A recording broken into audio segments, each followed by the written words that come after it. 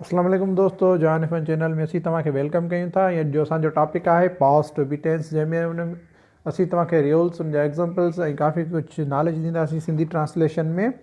A verb which denotes state or existence in a past time that is called past tense of to B.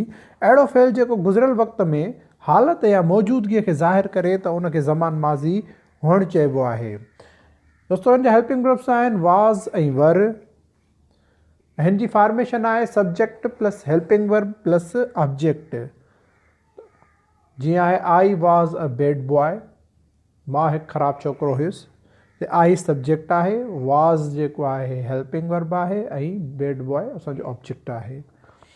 दे वर N animals, उहे जानवर हुआ।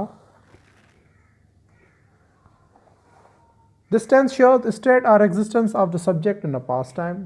हिते हालत ऐं मौजूदगीअ खे ज़ाहिर कंदो आहे माज़ीअ जे वक़्त में। जीअं एग्ज़ाम्पल्स आहिनि शी वॉज़ अ डॉक्टर, हूअ डॉक्टर हुई।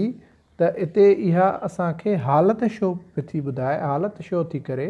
आई वॉज़ इन कराची, मां कराचीअ में हुयुसि, इहा हिते असांखे मौजूदगी थी ज़ाहिर करे। दोस्तों, यादि रखो त वाज़ जेको आहे उहो आईअ सां यूज़ थींदो, वर जेको आहे हुई यू दे सां यूज़ थींदो, ऐं जेको आहे सो वाज़ जेको आहे उहो वरी ही शी इट ऐं नाले सां बि यूज़ थींदो। ये फर्दर एग्जाम्पल्स आहिनि। I was an honest boy, I was not an honest boy.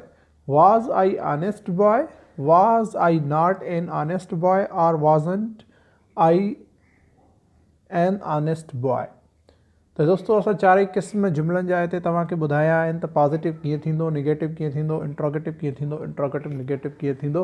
ऐं उनखां अॻु ज़रूरी ॻाल्हि यादि रखणु घुरिजे त इंट्रोगेटिव ऐं इंट्रोगेटिव नेगेटिव जी आख़िर में, जुमिले जे आख़िर में क्वेश्चन मार्क ॾियणु लाज़मी हूंदी आहे। अगरि तव्हां जुमिलो सही लिखो ऐं क्वेश्चन मार्क न ॾियो त जुमिलो ग़लति थी वेंदो।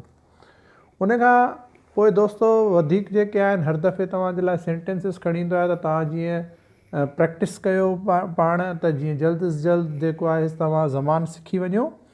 जीअं आहिनि जुमिला, तव्हां हिकु ख़ूबसूरत छोकिरा हुयो, हूअ हिकु मन मोहींदड़ छोकिरी हुई, उहो ॾुखोईंदड़ हो, असीं हिते ऑफिस में हुआसीं, ही पहिरें साल वारी क्लास में हो, उहे कल्ह रांदि जे मैदान में हुआ। दोस्तों, प्रैक्टिस कयो, पंहिंजा जुमिला बि ठाहियो वधि खां वधि, त जीअं तव्हांखे ज़बान जल्दी सम्झ में अची वञनि। ऐं उन सां गॾोगॾु जेकॾहिं तव्हां चैनल खे अञा सब्सक्राइब नाहे कयो त जल्द अज़ जल्द चैनल खे सब्सक्राइब कयो, ऐं उन सां गॾोगॾु बेल आइकन जे बटन खे पिणु प्रेस कयो त जीअं असांजूं अचण वारियूं सभु वीडियोस तव्हां ताईं पहुची सघनि। ऐं उन सां गॾोगॾु वीडियो खे लाइक कयो, कमेंट कयो ऐं दोस्तनि सां शेयर कयो, त जीअं असांजी हौसला अफ़ज़ाई थिए ऐं दोस्त टेंस सिखी वठनि। तव्हांजूं महिरबानियूं।